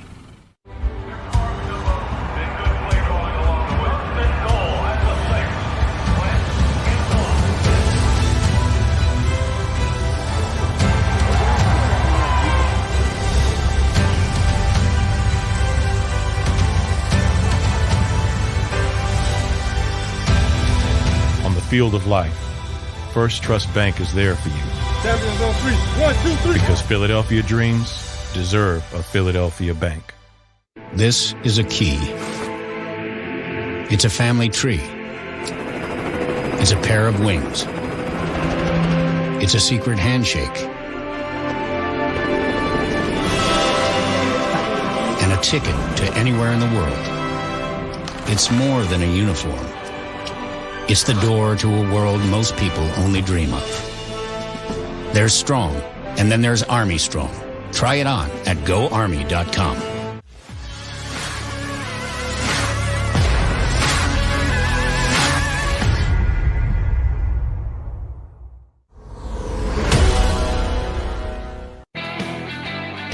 A Football Friday here on Birds 365. Joining back with Jeff Kerr in for John McMullen today. We're lucky enough to have our next guest joining us.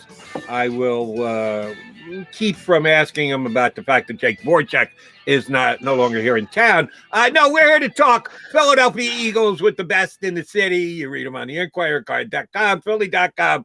Mike Sielski joins us here on Birds 365. How's your summer going, Michael? It's very busy, Jody. Very, very busy.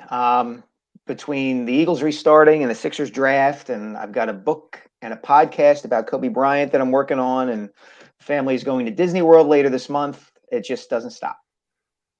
Very nice. Let me ask you about the Kobe thing. Knew the book was coming out soon. Podcast attached to it. What is that going to be all about? Where can people listen to the podcast? Is that going to start before the actual release of the book? It will. It's going to be called Young Mamba. We've got a partnership with iHeartRadio, and it's actually going to be two of the executive producers on it are Anthony Davis and the actor Jonah Hill, who's a big Lakers fan and from the West Coast originally. It's going to be 10 to 12 parts, narrative podcast about Kobe's young life, his early life at Lower Merion in Italy, and the friendships he made and his development as a player and a person and all that kind of stuff. And it should be out before the end of the year. We're shooting for November. Very nice. I want to start at the top with the quarterback with the Philadelphia Eagles with Jalen Hurts. He's hearing the rumors. He commented about it. He kind of dismissed them, which I was glad to see, that he's not going to continue to field questions about Desean Watson or anybody else for that matter. He's just going to stick to his own accomplishments here with this team. How good do those accomplishments have to be, Mike, for him to be the quarterback of the Philadelphia Eagles in 2022? I know it's kind of obnoxious jumping up to 2022 when we haven't even started 2021, but it is the reality of today because he's not guaranteed or promised anything. You have your idea of how good he's got to be. I have mine. We are going to try and figure out what Howie Roseman and Jeff Lurie and Nick Sirianni think he has to do to establish himself as the future quarterback for years with the Eagles. What is the Sielski ceiling as of right now? All right. Well, let's preface this discussion by turning Desean Watson into franchise quarterback alternative, right? Because the Watson discussion is so fraught with such sensitive and, controversial and really serious topics that go beyond football. Okay. So let's just take Desean Watson out of the picture and say Aaron Rodgers, quarterback X, whoever it might be in 2022, just to get that off the table to start. I think the question that's getting missed in some of this discussion goes beyond Jalen Hurts and whoever might replace him, right? In the modern NFL, teams really have a choice to make. They can say, all right, we are going to have a quarterback who we think will be competent or, in a best case scenario, better than competent on a rookie contract.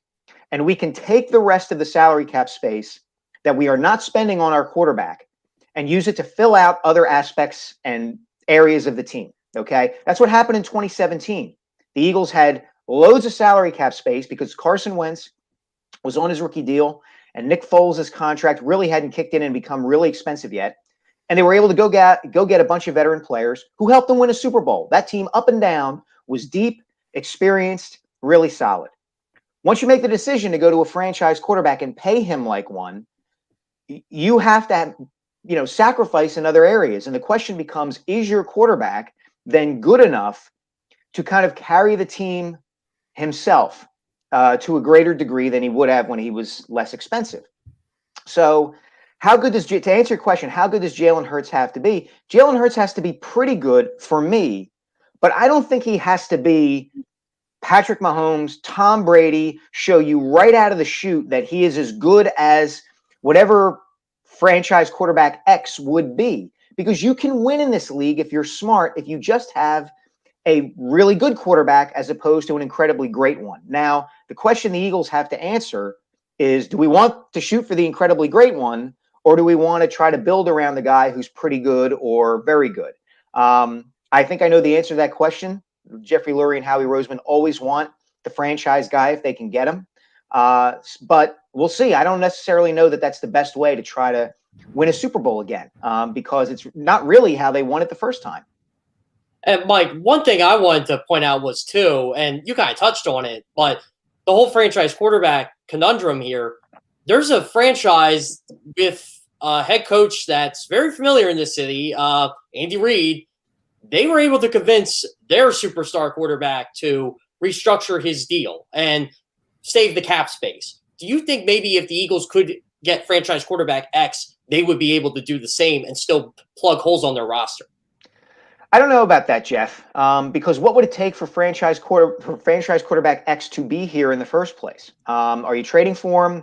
Does he want to be here? Does he want to stay? You know, the situation with Reid and Mahomes in Kansas City, he's the guy that they drafted. And not only did they draft him, they had the kind of quarterback I was already describing in Alex Smith, right? They had a guy who, if you put the right pieces around him, you can do pretty well. Maybe you can't win a Super Bowl. I don't know. I'm always kind of dubious about that idea that, you know, a quarterback who's very good just can't win the Super Bowl. I don't know. I kind of liked Alex Smith. But the point being that the Chiefs said to Mahomes, we are drafting you while we have already a very good starting quarterback, and you are going to start in your second season, even though we have Alex Smith. So they made a commitment to him right up front, and then once he played great, he was willing to make a commitment back to them. The circumstances would be different with the Eagles if they got whoever they would get. So I don't know. To answer your question, I don't know. All right, let's get real specific about a quarterback that we're talking about here, even though he's not in Philadelphia and may never be in Philadelphia, but I want your take on him just the same, Sielski. Where the Texans are right now with Desean Watson, he's in their camp. He's participating.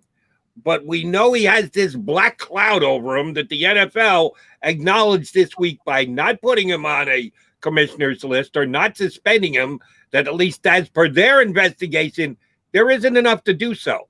So he's with the Texans. He doesn't want to be with the Texans. The Texans have probably accepted the fact that we're not going to be able to mend these fences. At some point, we're going to need to move him. But we want to move him and get the most possible. They floated it out there through media sources. Yeah, somewhere around 5 draft picks and 2 starting players would be their asking point. Seven starters. That's all we need for our quarterback. Nothing like starting the bidding process high. How is this going to shake out? Are the Texans doing this correctly, asking for the moon and the stars, and then come back down? If the league doesn't make a decision and he is still there, is he going to walk out of camp? Are they going to let him walk out of camp? How do you think that Desean Watson plays down there in Houston? I think it's fascinating and it's fraught. I would be surprised if he were moved before there were decisions or a decision reached one way or another on the outcome of all these sexual misconduct charges. Unless these teams already are 100% certain of how that circumstance is going to play out, both in the courts, whether they be the civil or criminal courts, or with respect to the NFL. And I don't know that anybody knows that yet. So to answer your question, Jody, I would look, this is a weird situation because he clearly doesn't want to be there. He wants to be traded, to the point that it looked like his attorney, Rusty Hardin, leaked or told ESPN that there had been exactly 10 alleged victims who had filed criminal charges against him. Right. Why would his defense attorney want that public? I mean, it didn't make sense unless in some kind of weird, odd way, Hardin was using that and Watson wanted that information out there to try to get the Texans to trade him. I don't understand a lot of what's happening here. And I don't want to pretend to. But it seems to me that given the way that attitudes have evolved about these issues related to Watson away from the field over time, and given how sensitive teams are going to be to that, and the NFL is going to be to that, it would surprise me if anything happened with respect to the Texans moving Watson, regardless of what they want for him or what to get for him, until that issue is resolved. Mike, one thing that's really concerning me about the Eagles right now is their wide receivers have not been good the first 2 days of camp. Devonta Smith has been as good as advertised, but after him, it's kind of like it's worse than the James Thrash, Todd Pinkston era. Those guys could at least catch a football. These guys, they're so unproven. Do you feel, the Eagles will even try to address this, or they just going with the flow at this point? I think, Jeff, they're going to go with the flow, as you put it. I think they feel like they have, we're 2 days of camp in. There have been circumstances and issues that have come up with respect to a couple of these guys. My colleague, Jeff McClain, reported yesterday, for instance, that Jalen Watkins, failed a conditioning test and is dealing with some personal issues, the death of someone close to him. And that contributed to why he wasn't quite prepared for camp. Travis Fulgham is not, quite there yet. Greg Ward missed a day. But I don't think the Eagles are looking at this and saying, okay, well, we got to go get somebody else just to be competent, 2 days in the camp. I think they're going to give these guys some rope because, look, they invested resources in these guys. Fulgham showed them enough last year that you don't want to say, well, he can't play. There are circumstances in which he can. The question is, is he taking the steps and developing in the way that he ought to so that he can contribute this season? Same thing with Rager. Excuse me. I said Jalen Watkins. I meant Jalen Rager. Same thing with Rager. So, I wouldn't look at them and go, oh, okay, well, we got to get somebody in here who can just catch the ball. I think they're going to say, let's let camp play out. We've got a young head coach. Let's let him work with these guys and see, presume that they improve over time. Mike, if the head coach were a player, I think we describe him as a high motor guy, that's the way he goes about doing his job and doing his business. I think it's entertaining. I'm enjoying watching him and always think it's fun. The question is it actually working with his players? And some of the big-time veterans of this team, the Lane Johnsons and the Jason Kelce's, have come up and taken the coaches back and said he's doing a good job and he's got all the players interested in following him and the like. That's a really good sign when your veteran guys who've been there, done that, been part of a Super Bowl winning team, take his back.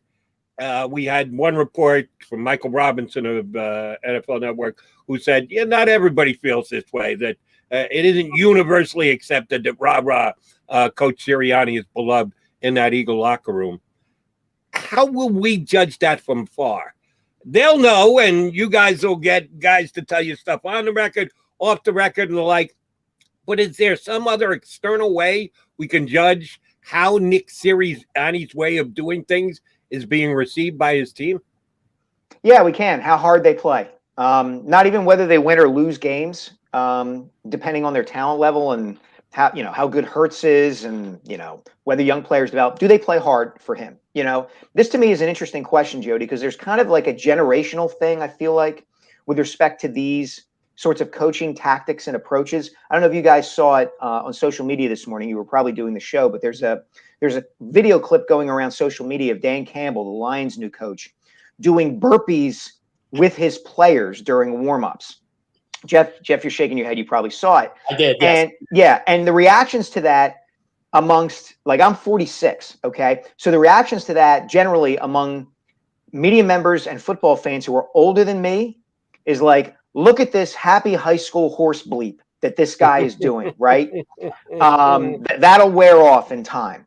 And maybe it will. But there is another side to the argument that the modern athlete, people who are younger than me, significantly younger than me, respond to this sort of coaching approach, that they want the coach, the person they're working for, to feel as invested in their, meaning the players or employees' success as possible. that whole, like, I'm the coach and you're going to listen to me because I'm the coach, doesn't work all the time anymore. It certainly does when you have the credibility of a Bill Belichick, let's say, but even Andy Reid isn't that way all the time and really never has been. So you'll know by whether they are playing hard. That's what you'll know, right? Like, even go back to Andy Reid's first season, even in 1999, John Chaney used to say this all the time when he was alive, and you would get him talking about coaching and philosophy and those sorts of things. That he would say, I knew Andy Reid was going to be a terrific coach that first season that he was here in Philadelphia when the Eagles went 5-11, but they were getting better every week and they were playing hard for that guy every single week. You could tell that he was reaching them. And then boom, they went 11-5 the next season and took off. I think that's the prism through which you have to view Sirianni, and that's the prism through which you have to judge him. Yeah, Mike, and you kind of led into the Dan Campbell thing's awesome, but I want to say the team up I-95 in New York, they're having a little bit of issues right now too. I know Kelvin Benjamin was just cut, and he just ripped on Joe Judge, and I have a feeling a lot of players, that message, like, I'm the coach and you have to listen to me, that could be a huge problem in New York, especially since I hate to tell New York Giants fans this, they were not good last year. They were still only 6-10. Yeah, there's the narrative and the pushback on that, Jeff, of course, is that they were 5-3 in the second half of the season and getting better all the time. And Judge had instituted and installed a sense of discipline and accountability and all those sorts of things. And maybe, the flip side, we can take both sides of everything. Like, the flip side of what you're saying could be that just Kelvin Benjamin was being a jerk, right, and wasn't doing what Joe Judge wanted him to do. And other guys in the locker room were looking around and saying, "Go, coach! Yeah, you're right to get in his face that way." Again, that'll play out. You're right. They weren't a good team last year. And this is going to, in all these discussions, it's going to come down to the talent that's assembled and are they able to develop? And in the Giants case, will Daniel Jones continue turning the ball over, like he's handing out Girl Scout cookies at the front of a supermarket? But, it's going to be interesting because Judge is an interesting case study in that regard because he is a younger coach, right? He's in his, late 30s, early 40s. He's not 65. He's not, my way or the highway. If you don't do it my way, go run gassers for 10 minutes. So we'll see. The whole division, the whole NFC East is just so weird and unpredictable. And, I still think Washington will be the team to beat. I'm higher on Ryan Fitzpatrick's fit there than most people are. I know he'll lose them a couple of games, but he'll also become, they won 7 games last year, basically with the 3 of us at starting quarterback, right? So, that defense is really good. But we'll see. I like your answer on both of the last 2 questions. Let me try and phrase it a different way from a different perspective. Nick Sirianni, how he's going to be handled, the way the Eagles are going to be mentally prepared for this season. How much can you draw from what happens with and to Zach Ertz as to how this is going to play? Because the coaches certainly got say, but does he have the ultimate say? No, Howie Roseman is going to determine whether Zach Ertz is even here or not, whether he will trade him, whether he will cut him, or whether he'll be here and play but not play that much, or play and play plenty because the coach realizes he's one of my best players. I better get him out there onto the field. Is Zach Ertz going to be something we will point to say, yes, now we know how the Eagles are going to play and how the Eagles are going to be run and how exactly Nick Sirianni is going to do his job coaching this team?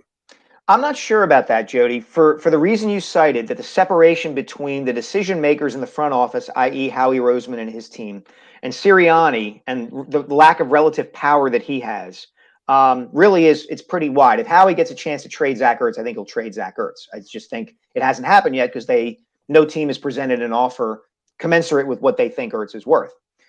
But the other side of that is the NFL isn't the NBA. It isn't a league where you can tank really and have it help you, right? The Cleveland Browns notwithstanding, that team needed to flush everything for a long, long time. And even then, they ended up hiring Freddie Kitchens after they, had flushed everything. So, but there is value in having guys like Ertz and Brandon Graham and Jason Kelsey even on a young team that is not expected to compete and challenge for a Super Bowl this year, there is something to football culture. And so from Sirianni's standpoint, I could totally see him saying, you know what, Zach Ertz is a pro. He can help us, and he fits into my offense in these regards. I can use him. Maybe he's healthier and back to being closer to the Zach Ertz we saw in 2017, 18, and 19, rather than the one who played last year and was kind of a shell of himself. And even if the Eagles aren't competing even for the NFC East Championship, it might be good for Sirianni to have Ertz playing a lot, just to have a guy who is a pro's pro, who's been there and done that, doing that for a team that's full of young players. Mike, Darius Slay has been pretty vocal this offseason. I mean, you've seen it on social media. He's always retweeting obscure stats, and I am the king of obscure stats. So he's been retweeting a lot of like my stuff about pass deflections, about his pass rating against. But we got to be realistic here. He wasn't what he was advertised in Detroit. He just wasn't that type of player. How concerning will it be for the Eagles if you get the 2020 Darius Slay in 2021? It's concerning. Look, everybody's talking about how the Eagles stabilized their secondary by signing Steven Nelson, right? You got a number 2 cornerback. Now you can move Avonte Maddox to the slot where he's more comfortable, et cetera, et cetera. The Eagles were really bad in pass defense last season. It was not good. And so, yeah, they're going to be better. But you're right. I don't think Darius Slay, I think what you're talking about, Jeff, is he was not a big play cornerback, right? Didn't live up to the nickname. Yeah, and there was an expectation that he was going to be. This was a defense that really struggled to force turnovers last season, and that was such a hallmark of the defense, particularly in that Super Bowl season, right? Every time they needed, a sack fumble or an interception, they seemed to get one. Some of that is circumstance, but some of that is the nature of the players that you have in that secondary. And I'm curious to see how this plays out. Maybe Josh Sweat, or Derek Barnett kind of develop and emerge as pass rushers, which forces some hurried throws from quarterbacks, which leads to interceptions or whatever the case may be. That's kind of the rosiest scenario you can come up with. But it's never just the one guy, right? It's never just, Slay doesn't intercept enough passes. Well, there's got to be passes thrown that he can intercept. Pardon me. So it all kind of plays off of one another. So, he can tweet out his stats all he wants, but guys like Josh Sweat and Brandon Graham and Derek Barnett are going to have a lot to do with whether he gets those kind of stats that he wants.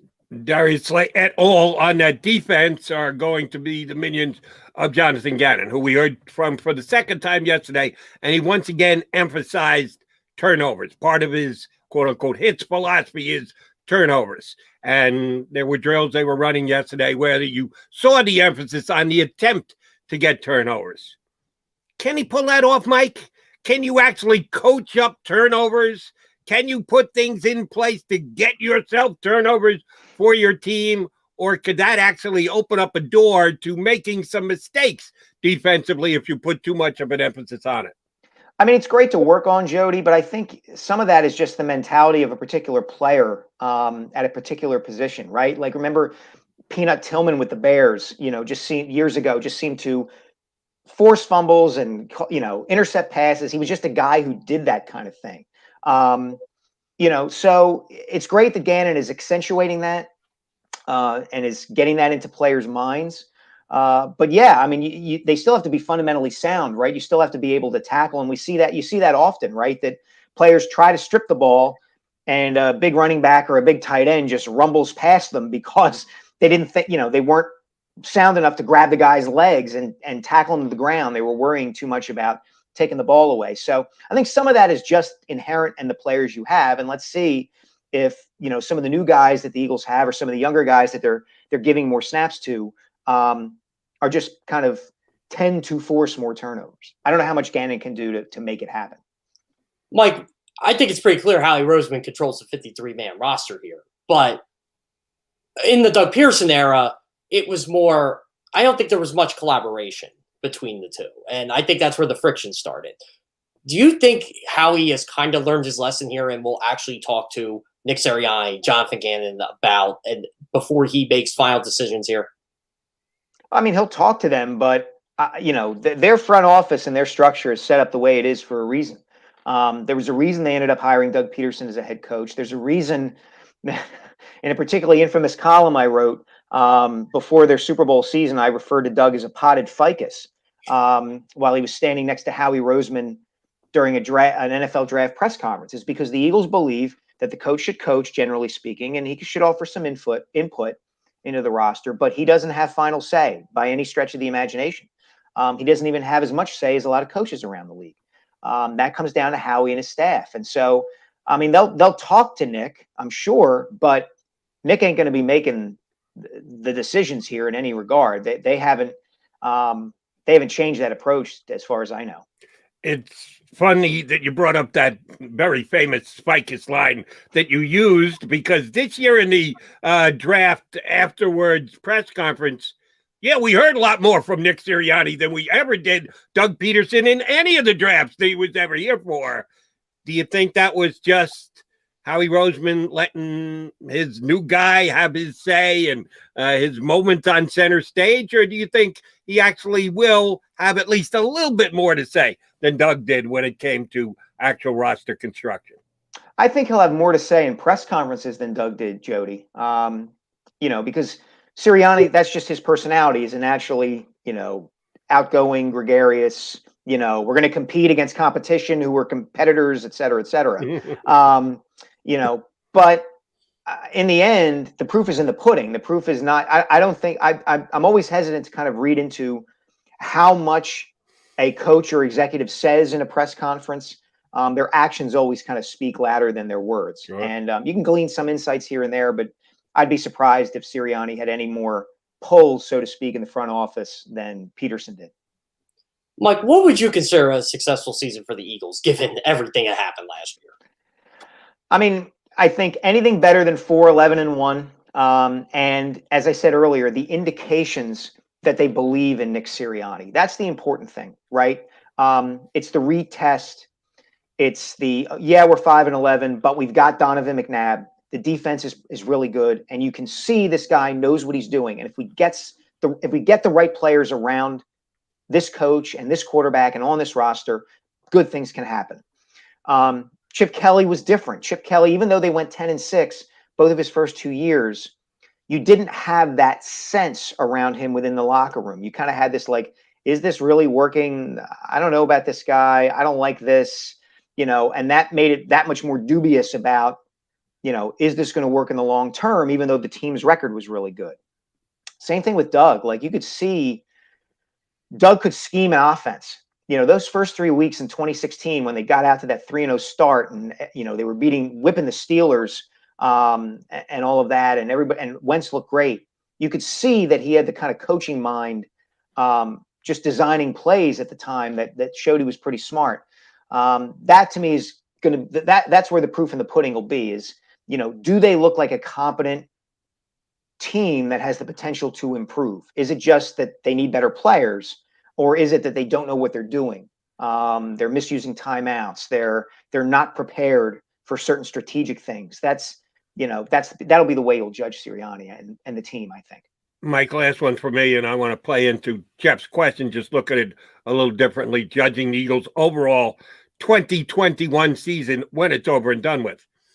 The way the schedule's laid out, it's pretty tricky early, and it gets easier late. Now, that's my evaluation, and I can be as wrong as the next guy. We always think we know exactly what are the hard parts, what are the easy, and then we find out it's the exact opposite. But they got all those division games late, and last year the division wasn't good. I think it'll be better this year, but I don't think it's going to be great. If they finish up strong, will we say, hey, that's a really good sign because it took time to get used to Coach Sirianni and they were building things, but they came on strong late? Or will we say, well, yeah, they beat up a couple of their other weakling division mates late in the season? How do you balance the way the schedule seems to lay out versus are they actually making improvements over the year? Well, let me preface my answer with the caveat that I love the NFL. Part of the reason I love the NFL is the unpredictability of it. A new coach comes in and nobody knows what he's going to do, and that sometimes can propel a team to a surprising season. And you start week one with the Falcons, and that to me, that is a game that is, I hate saying this, but it is prime for the Eagles to get beat and get beaten soundly. Ooh. Because the Falcons have an established, experienced veteran quarterback in Matt Ryan, who's going to be running a new system with some new toys, including Kyle Pitts at tight end. And Arthur Smith is a well-regarded offensive mind. That just seems to me one of those games where a team makes changes in the offseason and it gets them off to a quick start right away. And that team is not the Eagles. Having said that, I think any victory against teams in your own division is inherently more valuable than teams outside your division. So to answer your question, Jody, if they're winning 3 out of the last 4 games of the season against the NFC East, I think it will be regarded as, okay, they're improving. It won't matter whether the division is good or bad, because those are the games that matter more. You got to beat the Giants. You got to beat the Cowboys. You got to beat Washington. So no matter how bad the division is, the team and its fans will look at that and say, okay, well, relative to the teams that matter most to us and to the Eagles, we stack up pretty well. And let's take that into 2022. No, we'll see if it plays out that way. All right, Mike, understand the podcast for the Kobe book is going to start before the end of the year. Again, give us the time frame as to when the book is actually going to be available. Book's called The Rise, Kobe Bryant and the Pursuit of Immortality. It'll be in stores on January 11th. You can pre-order it on Amazon or anywhere else you get your books anytime before then. And please do, because that'll allow me to rocket to the top of the New York Times bestseller list before the book even hits the stores. That's our goal, is to get Sielski on top of that New York Times bestseller Thank list. you, Jody. John, Mike, always a pleasure, buddy. You know we'll be tapping into you again soon enough. Thanks, guys. I enjoyed it. Our pleasure. Mike Sielski for the Inquirer, as good a columnist as you're going to find in this town being Philadelphia. We are Philadelphia Eagles, a.k.a. Birds 365. He's Jeff Kerr. I'm Jody McDonald. We'll come back, put a bow on the show next. Stick around. I get scared sometimes. Of a lot of things. Joining in. Decisions. The dark. The dark. But I once heard someone say, but as I always say, it's okay to be afraid. As long as you face the fear. And keep moving forward. Wherever you are in life, count on the name trusted in insurance for over 80 years. Independence Blue Cross. The savoring taste of a good bag of beef jerky is so enjoyable at any time of the day, as long as you can find it. Here's what we suggest. Pure Bull Beef Jerky is our answer, and soon it will be yours. Locally produced in the Philadelphia region, this high-quality, healthy protein snack is easy to secure. Go to steersnacks.com, and you'll see hot garlic, tropical heat, Pure Bull dry rub, and our favorite, Huck and Fod. What's that? Huck and Fod. Go now to steersnacks.com. Welcome to the Wildwoods, the perfect place where you can safely do everything or nothing at all. Catch a wave, take a nap, go for a drive, grab a bite. It's your vacation, and we're doing everything we can to make it a safe one. The Wildwoods. Your vacation, your way. The International Brotherhood of Electrical Workers, Local Union 98, is a proud sponsor of The Labor Show with J. and Krause every Saturday night from 6 to 8 p.m. IBEW Local 98's highly trained and superbly skilled electricians are the best in the business, setting the highest safety standards in the electrical industry. So when you're planning your next industrial, commercial, or residential project, choose an IBEW Local 98 union contractor. Learn more at IBEW98.org.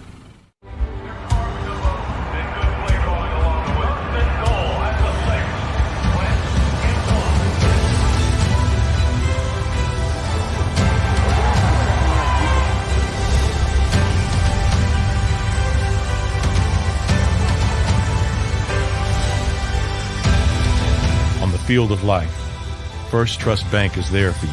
Champions on 3. 1, 2, 3. Because Philadelphia dreams deserve a Philadelphia bank. This is a key. It's a family tree.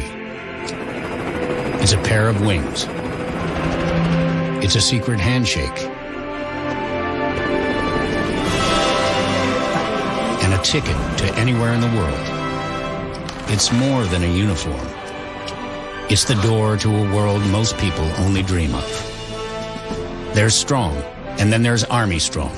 Try it on at GoArmy.com.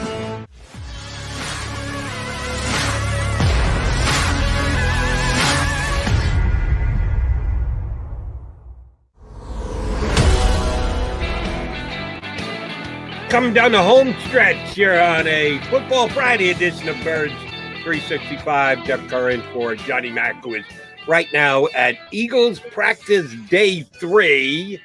Yes, it's nice to actually be able to see and evaluate Philadelphia Eagles on the football field, getting ready for the 2021 season. We're still a pretty significant amount away from that first game, that first week. Interesting take by Mike Sielski there.